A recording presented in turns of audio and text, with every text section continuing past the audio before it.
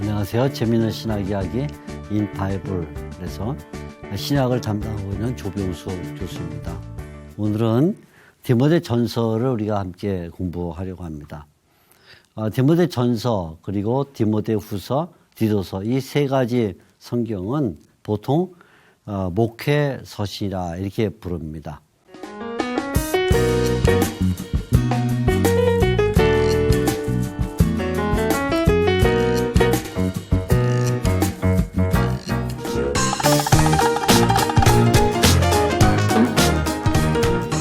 자, 디모데 전서를 사도 바울이 기록할 때 사도 바울은 자기의 과거에 대하여 생생하게 기억을 하고 있었습니다. 자신을 가리켜서 비방자다, 또 폭행자다, 그리고 마지막에는 죄인 중에 괴수다 이렇게 부르는데요. 1장 13절과 15절에 나온 말씀인데요. 디모데 전서 1장 13절 한번 읽어보겠습니다. 내가 전에는 비방자요, 박해자요, 폭행자였다. 또 15절 말씀을 보게 되면 좀 더 심각하게 미쁘다 모든 사람이 받을 만한 이 말이요 그리스도 예수께서 죄인을 구원하시려고 이 세상에 임하셨다 하였도다. 아버지와 같은 위치에는 바울이 아들과 같은 위치에는 디모데에게 편지를 쓰면서 자신의 과거를 설명하고 내가 비방자였다, 또 폭행자였다, 또 그 죄인 중에 괴수였다 이런 말을 한다는 것은 뭔가 좀 어색하게 보이지 않는가 그런 생각을 가지게 됩니다. 보통 아버지들이 자식을 앉혀놓고 얘기할 때 자신이 얼마나 훌륭한 아버지인지 또 얼마나 놀라운 일을 했는지 얼마나 신기한 일을 했는지 이렇게 자신의 과거를 말할 때 그 훌륭한 점을 말하고 싶은 것은 어떤 아버지든지 가지고 있는 심정일 것입니다. 자기의 치부나 부끄러운 점을 말하지는 않죠. 그런데 바울은 믿음으로 낳은 아들인 디모데에게 내가 얼마나 훌륭한 사도인 줄 아냐? 내가 얼마나 하나님을 위해서 큰 일을 했는 줄 아냐? 이런 식으로 말하지 않고 자신의 과거를 비방자, 박해자, 폭행자였다라고 말할 뿐만 아니라 죄인 중에 괴수였다 이렇게 말함으로써 자신의 과거를 미워하지 않고 솔직하게 표현하고 있다는 것이죠. 사도 바울이 자신의 과거를 화려하게 꾸미지 않고 그대로 솔직하게 드러내는 것은 자신이 하나님의 사도가 된 그것은 능력으로 된 것이 아니라 자신의 실력으로 된 것이 아니라 예수 그리스도의 은혜로 되었다는 것을 보여주기 위함입니다. 1장 12절 나를 능하게 하신 그리스도 예수 우리 주께 내가 감사함은 나를 충성되게 여기셨다. 또 좀 더 나가서 16절에 그러나 내가 이 긍휼을 입은 까닭은 예수 그리스도께서 내게 먼저 일체 오래 참으심을 보셨기 때문이다 그렇게 말하고 있어요. 그러니까 본래 바울은 믿음의 아들 디모데에게까지도 내놓을 정도로 그렇게 수치스러운 과거를 갖고 있었지만 그 수치스러운 과거를 갖고 있는 바울이 사도가 된 까닭은 예수님의 은혜 때문이다. 예수님의 은혜를 말하기 위해서 자신의 과거까지도 숨기지 않고 설명해 주고 있다는 것이죠. 자, 이 디모데 전서의 생김새를 우리가 잠깐 보게 되면 사도 바울이 디모데를 에베소에 머물게 했습니다. 1장 3절부터 나오는 말인데요. 내가 마게도냐로 갈 때 너를 권하여 에베소에 머물라 한 것은 이렇게 말합니다. 바울이 마게도냐로 가면서 디모데는 그냥 에베소에 떨고 왔어요. 왜냐하면 목회를 하도록. 왜 목회를 하도록 두냐면 이 교회에는 그만 신화와 끝없는 족보에 매여 있는 사람들이 생겨나게 됐습니다. 그래서 그들을 목회하라고 바울이 에베소에 디모데를 남겨두게 된 것이죠. 특별히 목회와 관련해서 사도 바울이 그 디모데 전서를 보내면서 그 주제가 3장 14절에서 16절에 나옵니다. 3장 14절과 16절은 디모데 전서의 주제를 담고 있는 구절인데요. 3장 14절 말씀을 같이 보겠습니다. 내가 속히 네게 가기를 바라나 이것을 네게 쓰는 것은 이렇게 말합니다. 바울이 이제 마게도냐로 가면서 디모데를 에베소에 떨고 났고 목회하게 했는데 바울은 다시 에베소에 와서 디모데를 보고 싶었어요. 그러나 사정이 안 된 것이죠. 형편이 닿질 않았습니다. 그래서 결국은 갈 수가 없어서 대신에 편지를 쓰게 되었다 그런 말이죠. 그래서 3장 14절 내가 속히 내게 가기를 바라나 이것을 내게 쓰는 것은 이렇게 말합니다. 내용이 뭐냐면 하나님의 집에서 어떻게 행할 것을 알게 하려 합니다. 이런 말이죠. 여기 하나님의 집에서 어떻게 행할 것을 알게 하려 합니다. 이 말은 뭐냐면 교회에서 어떻게 디모데가 목회를 하는 것이 좋겠냐는 것을 보여주게 되었다. 그런 말이 되겠죠. 특별히 사도 바울은 디모데가 하나님의 교회에서 목회하는 동안에 여러 종류의 사람들을 만나게 될 터인데 그 여러 종류의 사람들에 대하여 어떻게 목회해야 되느냐 하는 것을 말해 주고 있습니다. 그러다 보니까 디모데 전서에는 여러 종류의 사람들이 많이 언급이 돼요. 예를 들면 남자와 여자, 또 감독과 집사, 또 늙은 남자와 젊은 사람들, 또 늙은 여자와 젊은 여자들, 그 외에도 과부들과 또 장로들과 종들 이런 인물들이 등장을 하면서 바울이 그들에게 어떻게 목회되냐 하는 것을 디모데에게 가르쳐 주게 되었습니다. 디모데 전서를 보게 되면 디모데 전서에는 여러 계층의 사람들이 많이 나오는 것을 볼 수가 있죠. 자, 바울이 디모데 전서를 기록했을 때 어떤 상황에서 기록을 했을까요? 사도 바울이 디모데 전서에서 가장 크게 문제시 삼았던 것은 바른 교훈과 다른 교훈의 문제였습니다. 바른 교훈과 다른 교훈. 이 표현이 이제 중요한데 1장 10절 보게 되면 1장 10절 음해하는 자와 남색하는 자와 인신매매하는 자와 거짓말하는 자와 거짓 맹세하는 자와 기타 바른 교훈을 거스리는 자들 이런 표현이 있어요. 그러니까 보세요.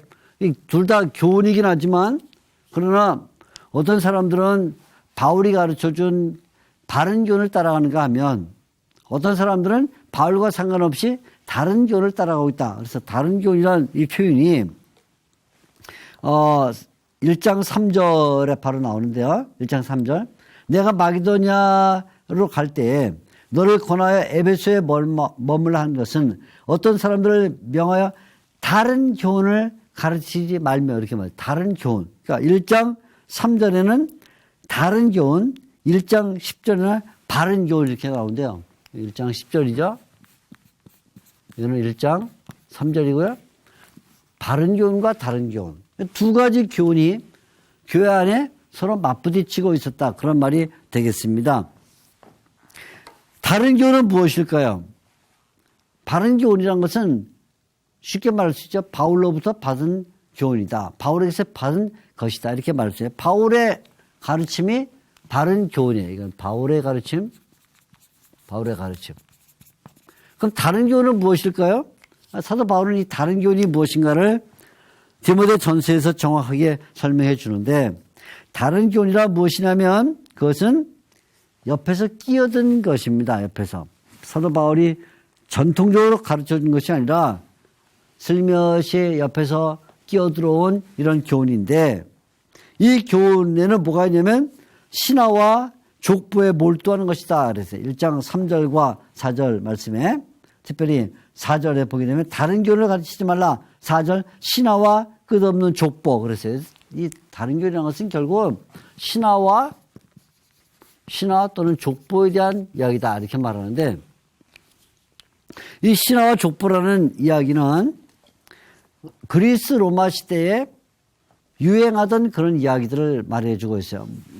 디모데 전서가 기록되는 것 자체가 사도 바울이 로마 시대에 기록한 것이니까 그 당시 사람들은 그리스의 신화, 로마의 신화에 감염돼 있었어요. 그래서 마치 어떤 문화든지 간에 전통적인 문화가 있는 것처럼 이 디모데 전서를 받고 있는 에베소라는 지역은 그리스의 영향을 받은 지역, 그리고는 로마의 지배를 받고 있는 지역이었기 때문에 문화적으로, 정치적으로 그리스 로마의 그 신화와 족보 관념에 빠져 있는 것이죠. 그래서 그리스식의 또는 로마식의 신들에 관한 이야기와 그 신들에 관한 이야기로부터 나온 세계관이 사람들의 머리를 장악하고 있었다는 거예요. 그러다 보니까 이러한 것들은 하나님의 경륜을 이루기보다는 도리어 성도들 사이의 변론을 만들어내게 되었다는 것이죠.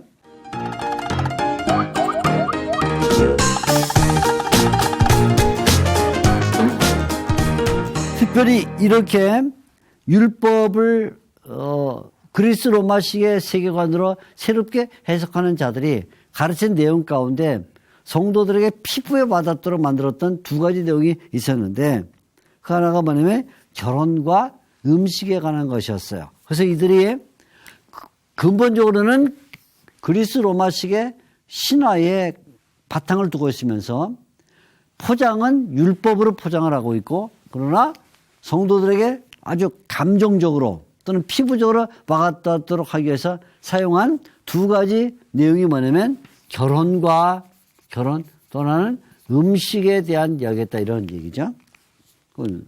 아마 오늘날도 사람들에게 가장 민감하게 와닿는 이야기는 뭐 결혼, 음식 이런 얘기인 것처럼 이 당시에도 자신들의 주장을 관찰하기 위해서 사람들에게 가장 민감한 두 가지 방법을 썼는데 결혼과 음식이라는 방법을 썼다는 거예요. 그래서 4장 3절을 보이려면 이렇게 말하고 있습니다. 이 거짓된 교사들이 하는 말이죠. 4장 3절 혼인을 금하고 어떤 음식물을 먹지 말라 할 터이나 이런 말이 나와요. 그러니까 혼인을 금하고 혼인을 금해요. 역시 음식을 절제시켜요. 이 말은 뭐냐면 사람들이 그리스 로마식의 율법으로 포장된 세계관을 보여줄 때 가장 감동적으로 닿을 수 있는 그런 방식의 내용을 사용해서 결혼을 금하고 또 음식을 절제시키는 것은 사람들이 금방 뭔가 피부적으로 느끼게 만드는 그런 요소가 되는 것이죠. 그래서 사도 바울은 이 모든 것들을 가리켜서 이것은 다 거짓된 지식이다 그렇게 말했습니다. 6장 20절에 나오는 말씀이 되겠는데 6장 20절 디모데야 망령되고 헛된 말과 거짓된 지식의 반론을 피하라 이렇게 말했어요. 이게 전체 이런 그 내용들을 다른 교훈을 다 한꺼번에 말하면 망령되고 헛된 말이다 이렇게 말하고 거짓된 지식이다 이렇게 표현을 했습니다. 그러니까 이런 내용이 교회에 들어왔고 그리고 이들은 결국은 거짓 선생이라는 덩어리가 이들을 가르치고 있었던 거예요. 거짓 선생. 그래서 이 거짓 선생들이 에베소 교회에 들어왔을 때 에베소 교회를 장악하기 위해서 영적으로 장악하기 위해서 그들이 사용한 방식이 있었다는 거예요. 첫째로 뭐냐면 바울을 비판을 했어요. 바울에게서 사도의 권위를 벗겨내는 것이죠. 그래서 아마도 바울은 본래 핍박자였다. 바울은 본래 예수님을 믿는 자들에게 폭행을 가하던 자였다. 바울은 본래 죄인이었다. 아마 그렇게 비방을 했겠죠. 그래서 바울은 이 거짓 선생들이 첫째는 바울을 비판하고 바울 비판할 때 사도 바울은 솔직하게 내가 그런 사람인가 맞다 이렇게 드러내게 됐던 것입니다. 내가 폭행자였고 핍박자였고 그리고 죄인 중에 계속했던 것은 그건 맞는 말이다. 그러나 내가 그렇게 비록 과거에 형편없는 존재였음에도 불구하고 지금 이 자리에 있는 것은 예수 그리스도의 은혜 때문이다 이렇게 말하고 있는 것이죠. 그러니까 첫째로 이 거짓 선생들은 교회를 장악하기 위해서 바울을 비판했다 이렇게 보는 것이고요. 두 번째는 바울의 제자인 디모데를 역시 비판했겠죠. 그렇죠? 당연히. 그래서 디모데가 얼마나 연소하고 아직도 미숙하고 부족한가 해서 자꾸 강조를 했을 것입니다. 4장 12절 말씀을 보게 되면 사도 바울이 이런 표현을 썼습니다. 4장 12절 누구든지 네 연소함을 없인 여기지 못하게 하라 이런 말을 썼습니다. 이 말은 뭐냐면 결국은 이 거짓 선생들이 교회를 장악하기 위해서 바울의 후계자인 디모데를 놓고는 너무 나이가 어리다. 아직 경험이 없다.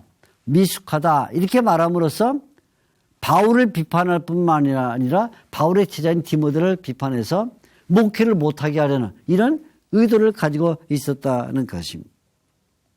그래서 사도 바울은 디모데에게 이런 권면을 주는 거예요. 연소함을 업신여기지 못하게 하라. 장로회에서 안수받은 공적인 신분인 것을 잊어버려서는 안 된다. 그렇게 말해요. 4장 14절이죠. 네 속에 있는 은사, 곧 장로회에서 안수받을 때 예언을 통하여 받은 것을 가볍게 여기지 말라. 그래서 바울은 디모데에게 연수함을 업신여기지 못하게 하라 말할 뿐만 아니라 나이가 아무리 어려도 장로회에서 안수를 받아서 목사가 됐으면 그것을 업신여기지 못하게 하라 이렇게 말하고 있습니다.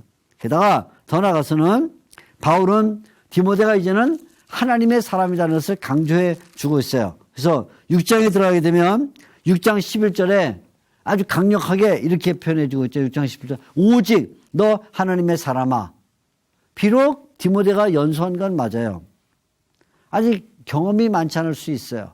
그럼에도 불구하고 장로회에서 안수를 받아 목회자가 됐다면 그러면 이제는 하나님의 사람이 됐으니까 하나님의 사람이라는 의식을 가져야 된다는 그 의식을 분명하게 불러일으켜 주면서 누구도 업신여기지 못하도록 경건에 열심을 내라 그렇게 말합니다. 그래서 4장 13절 보게 되면 사도 바울이 특별히 이 디모데에게 주는 권면은 읽는 것과 권하는 것과 가르치는 것에 전념하라 그렇게 말하죠. 이 말은 뭐냐면 성경을 열심히 연구해서 성경에 대한 분명한 지식을 가지고 가르치면 누구도 업신여기지 못하게 할 것이다. 이런 얘기죠. 그러니까 결국은 사도 바울은 이 거짓 선생님들이 디모데를 공격할 때 디모데를 보호하고 디모데를 권면해서 어떻게 목회를 해야 될 것이냐는 것을 알려주고 있는 것입니다.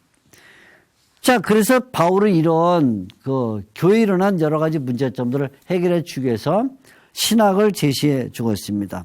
다시 디모데에게 정확한 삼일체 신앙을 알려주고 있어요. 그래서 삼일체 신앙을 가지고 교회론을 전개해 나갑니다.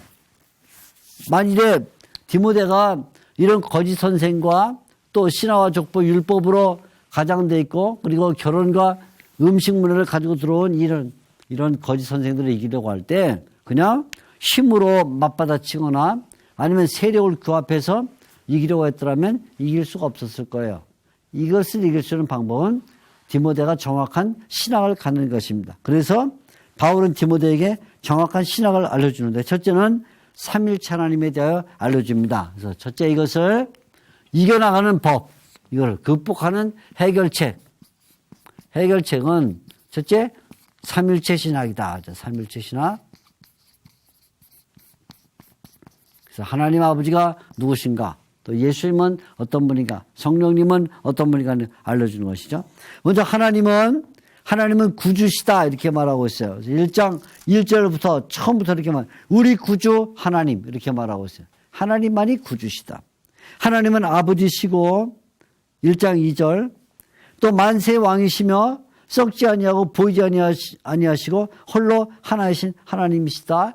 1장 17절과 2장 5절 또 하나님은 만물의 창조주시다. 4장 4절 하나님은 항상 살아계신 분이다. 3장 15절과 4장 10절 그리고는 이 모든 만물을 살게 하시는 분이다. 6장 13절 이렇게 고백을 해요.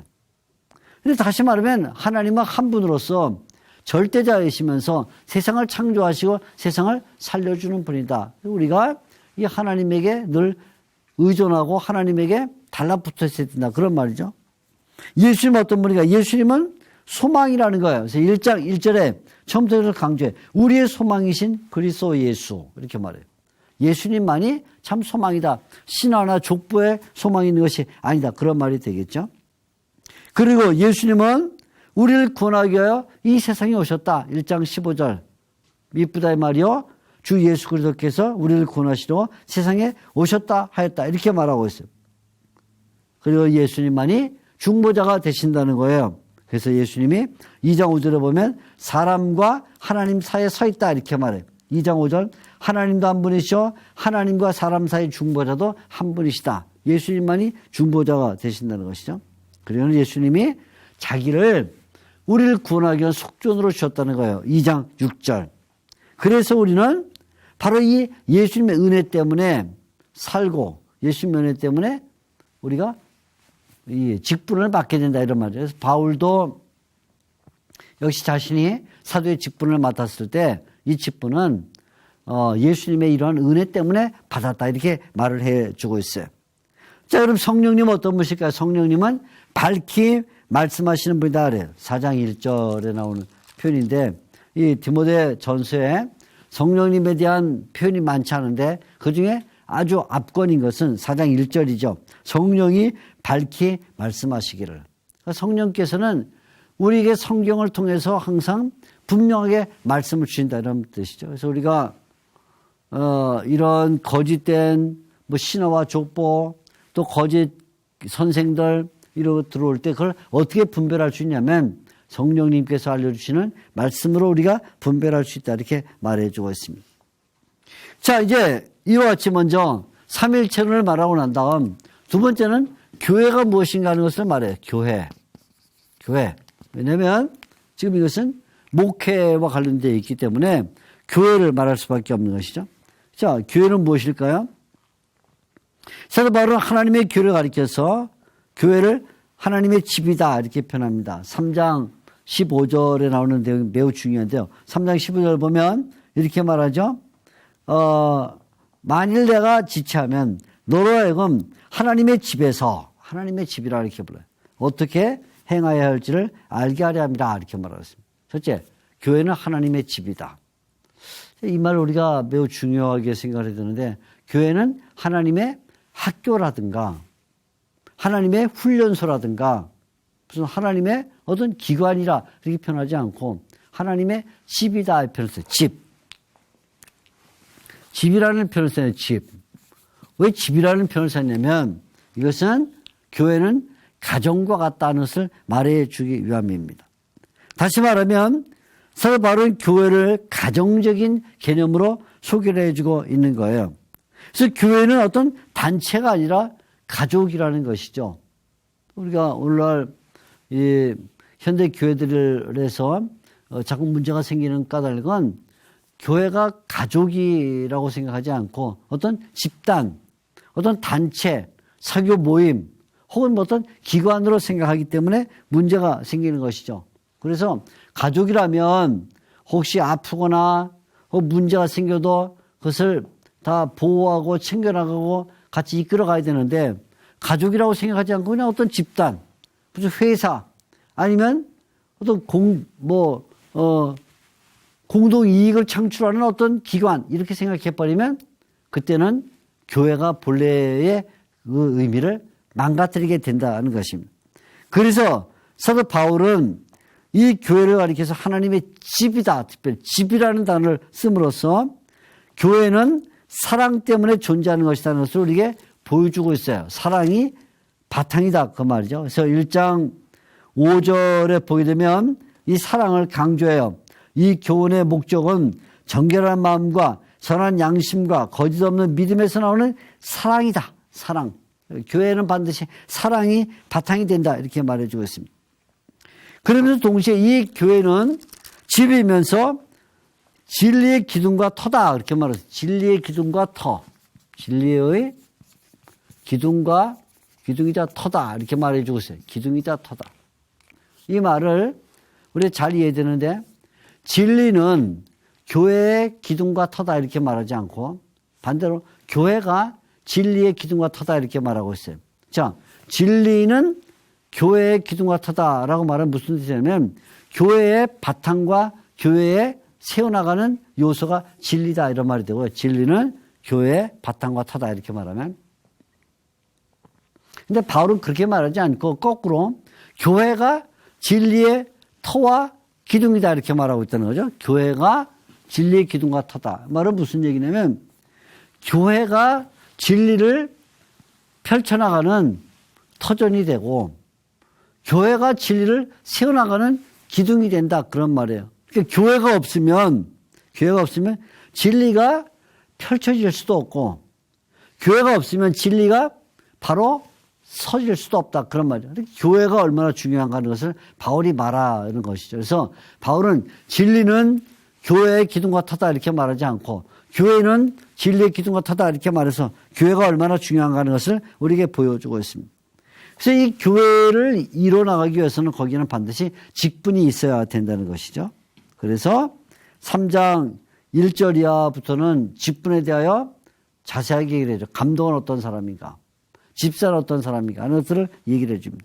특별히 사도 바울이 이 3장 1절부터 나오는 감독과 집사에 대한 이야기를 들어보게 되면 한 가지 신기한 것을 발견하게 되는데 그걸 뭐냐면 사도 바울은 이 감독과 집사가 어떤 사람이어야 되냐고 말할 때 기도를 잘해야 된다든가 성경을 많이 알아야 된다든가 이렇게 말하지 않는다는 거예요. 그렇지 않고 오히려 매우 일상적인 면에서 가정을 잘 다스리고 또 손님들을 잘 대접하고 혹은 술 취하지 않고 또는 구타하지 않고 뭐 이런 일상생활 가운데 나오는 것들만 얘기를 해요. 기도를 유창하게 잘해야 된다. 성경을 잘 외워야 된다. 이렇게 얘기하지 않아요. 그건 다 전제예요. 이미 전제되어 있고. 그거보다는 일상생활 가운데 얼마나 사람들에게 존경을 받을 수 있냐. 그것이 직분을 받는 중요한 조건이 된다는 것입니다. 그럼 오늘날 우리가 교회에서 이 직분을 세우면서 일어나는 여러 가지 문제 가운데 하나는 교회 생활은 잘하는데 교회 생활을 잘해요. 그런데 사회생활을 못하는 사람들이 있어요. 그런데 사회생활을 못하지만 교회 생활을 잘하기 때문에 직분자를 세워놓게 되면 반드시 언젠가는 문제가 일어나요. 왜냐하면 사회생활을 못하는 사람이 교회 생활의 완벽함을 볼 수가 없기 때문이다. 그래서 사도 바울은 감독과 집사를 세울 때 교회에서 얼마나 생활을 잘하냐 보다는 가정과 사회에서 얼마나 생활을 잘하냐는 것을 먼저 얘기를 해주고 있다는 것입니다.